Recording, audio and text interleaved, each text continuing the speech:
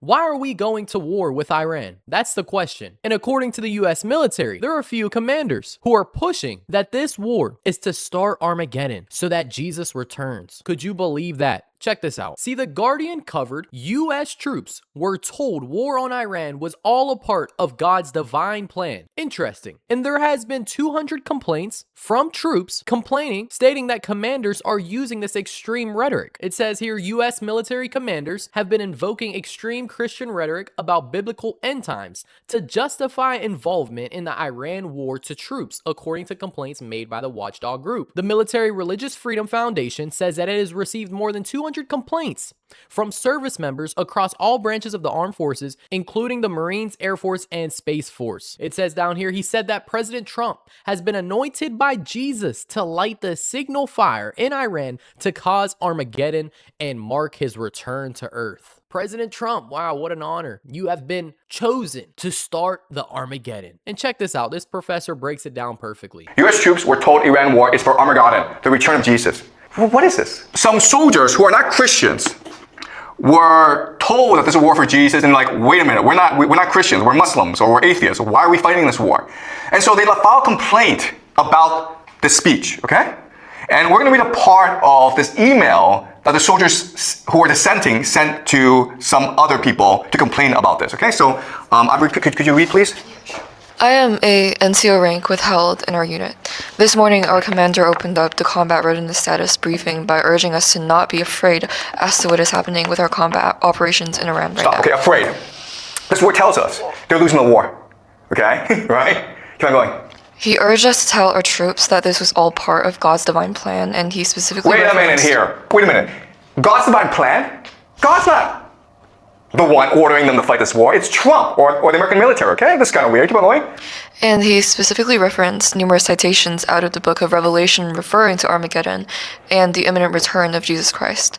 He said that President Trump has been anointed by Jesus to light the signal fire in Iran to cause Armageddon and mark his return to Earth. Oh my God. President Trump, the fire in Iran.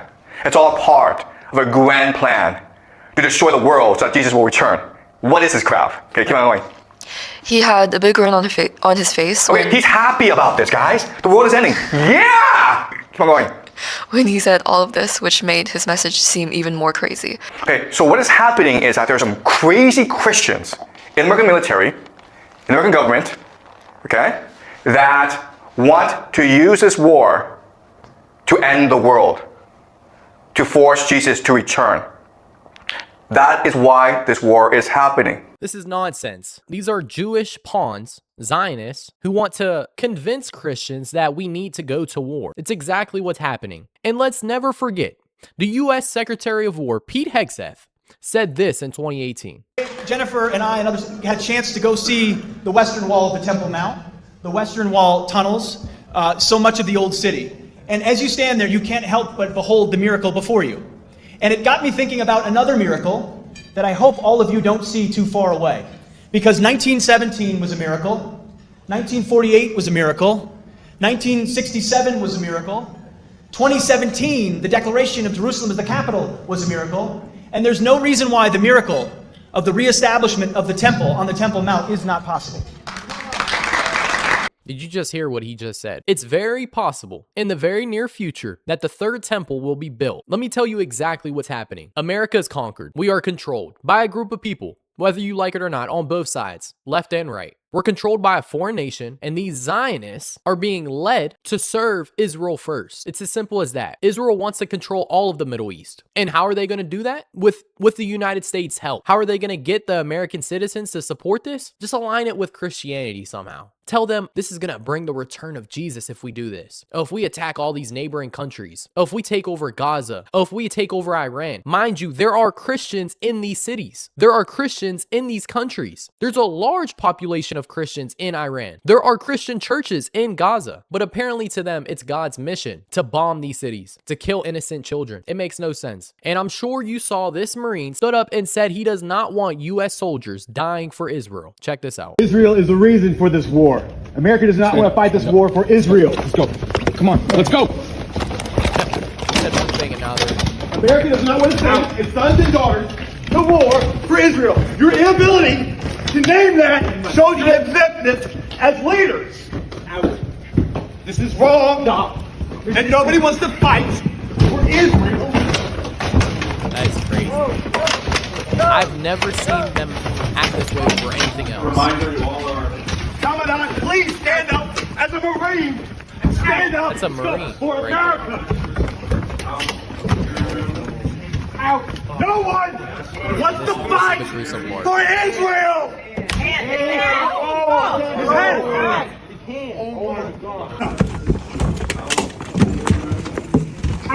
No one wants to fight for Israel. His hand, his hand! Oh, his hand! That is- They can't even get him out. How pathetic. Let go of your hand. Let go of the door. Let go of the door. The senator broke his hand. A sitting U.S. senator just broke the hand of a Marine. It's truly disgusting. And it sucks. It sucks because people aren't mad enough. And when it comes to the American people, the majority are just blind sheep. We're not going to benefit in any way, shape, or form. 6 Americans are already dead from this war. 1 was too many. What's it going to take for people to actually get mad? Have we not learned in the past? But let me know your thoughts in the comments. And if you enjoyed this video, share it so we know.